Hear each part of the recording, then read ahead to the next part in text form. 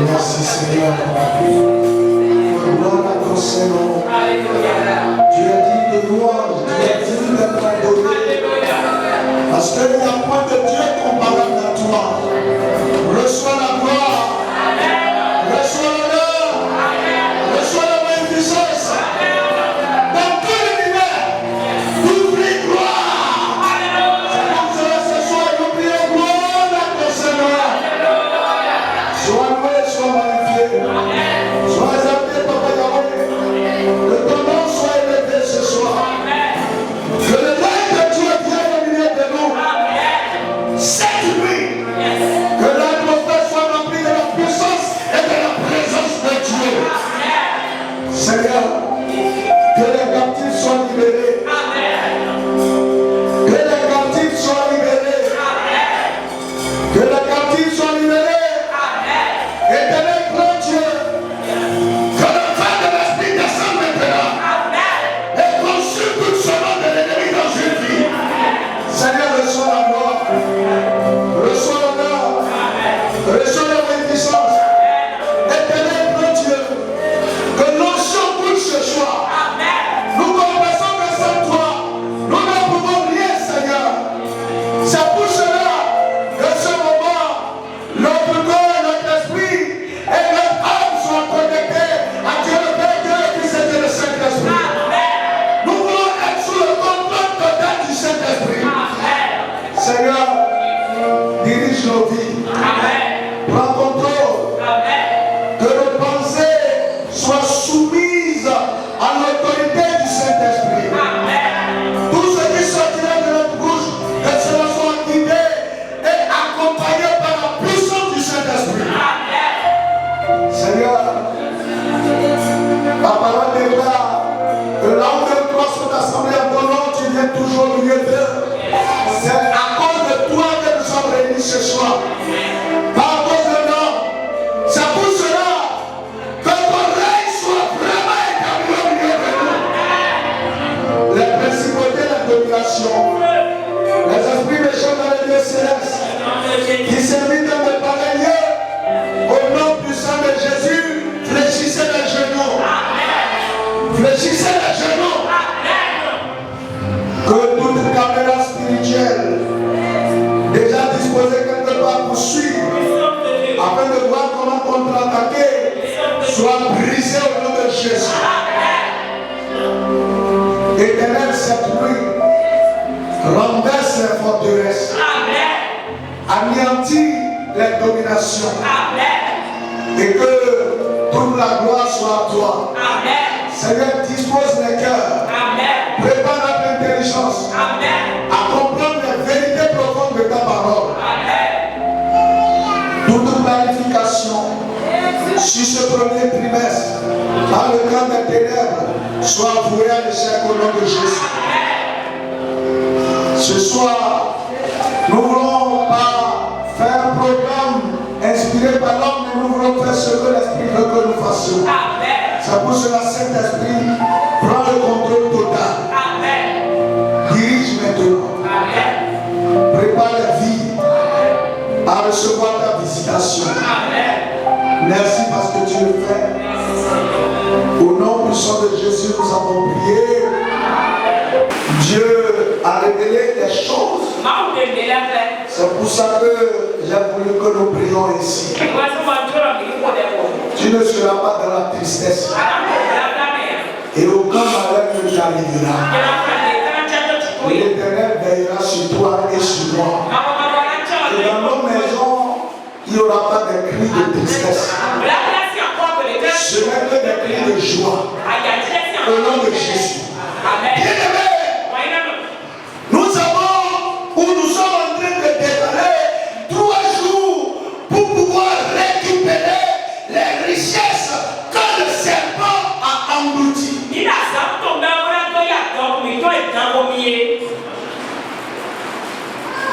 Je pouvais parler du serpent pendant un mois d'affilée.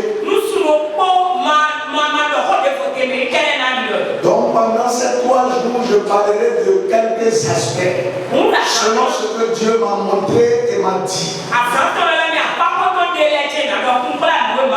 Bien-aimé, vous savez, il y a des choses auxquelles les gens ne croient pas. À tort ou à raison. Parce qu'on se pose la question de savoir comment Christ est allé à la croix et le chrétien serait en train d'endurer encore des choses. Et c'est ce qui fait que les gens doutent de l'effectivité de certaines choses. Mais quand vous étudiez bien la théologie pratique, vous comprenez que l'homme continue de traîner certains problèmes dans sa vie parce qu'ils ignorent des choses.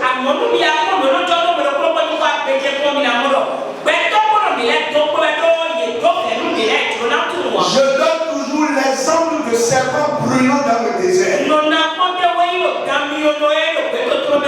le désert, il y a eu le serpent brûlant qui a mordu les gens.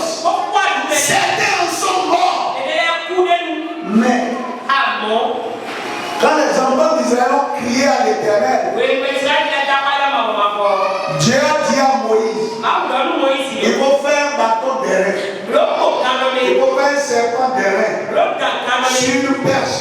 Et tu vas le dresser. Et il a demandé que chacun devrait regarder le serpent en mettant la main sur la partie où il a été mordu. Vous ne pouvez pas jouir de l'œuvre de la croix si vous ne savez pas en quoi il va être utile dans votre vie. C'est le problème de beaucoup. Tu traverses des choses, tu vis des choses, tu ne connais même pas la cause, même pas la source. Donc la croix est là. Et beaucoup de chrétiens vivent sans goûter même à une petite partie de l'héritage qui est les leurs.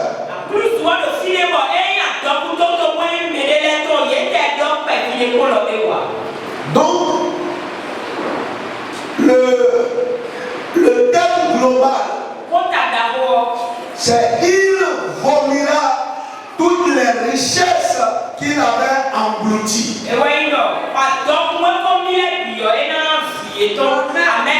Et nous sommes partis de Job 20, verset 15. La Bible déclare, il a englouti des richesses. Il les vomira. Dieu les chassera de son ventre. Amen. Ces propos sont les propos de Sophar. Un des trois amis de Job. Quand ils étaient venus voir Job, dans sa désolation, dans son chagrin, Job avait tout perdu. Enfant, bien matériel. Et même sa santé. Et quand il était là, Job se posait des questions. Qu'est-ce que j'ai dû faire en dépit de mon engagement pour Dieu, en dépit de ma justice? Pourquoi tout ces malheurs m'arrivent? Alors un de ses amis, pour lui expliquer ce qu'il vivait, a parlé du méchant, du serpent méchant qui était derrière tous ces événements par lesquels il passait. Et cette phrase, c'est une phrase non seulement d'explication mais d'espoir.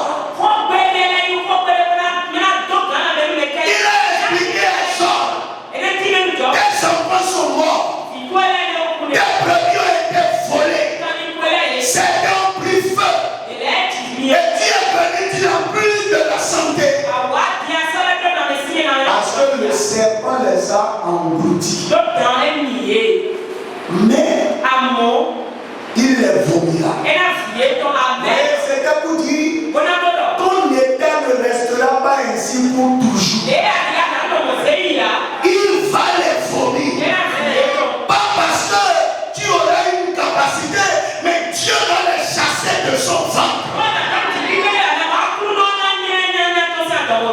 Et ces paroles ont quand même révélé à Job que la vie n'est pas aussi chaotique. Le serpent, c'est, disons, toutes les forces du ténèbre. Le monde des ténèbres est installé et dirigé par l'esprit de serpent. Et tous les démons, tous les autres esprits qui opèrent tirent leur puissance à partir de la puissance du serpent. Parce que, rappelez-vous, dans le jardin, la première manifestation du diable s'est faite au travers du serpent.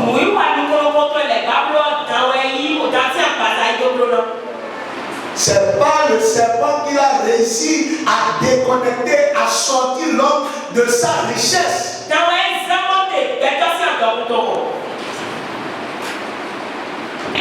Et quand la Bible parle du serpent, même dans l'Apocalypse, on dit le serpent ancien, le diable.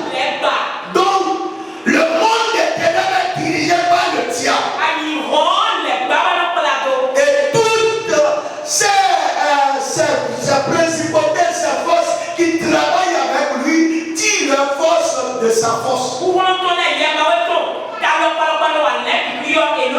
En réalité, tous ont le même but. Jean 10, 10. Le voleur ne vient que pour voler, égorger et détruire. Voilà. Tous les démons et le diable travaillent sur cela. Maintenant, la stratégie de chacun varie selon son espèce, selon son domaine d'action.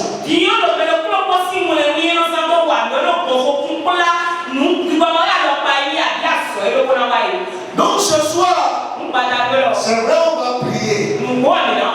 Mais comme je dis, la prière n'est pas efficace lorsque vous ne comprenez pas pourquoi vous devez prier et comment vous devez prier.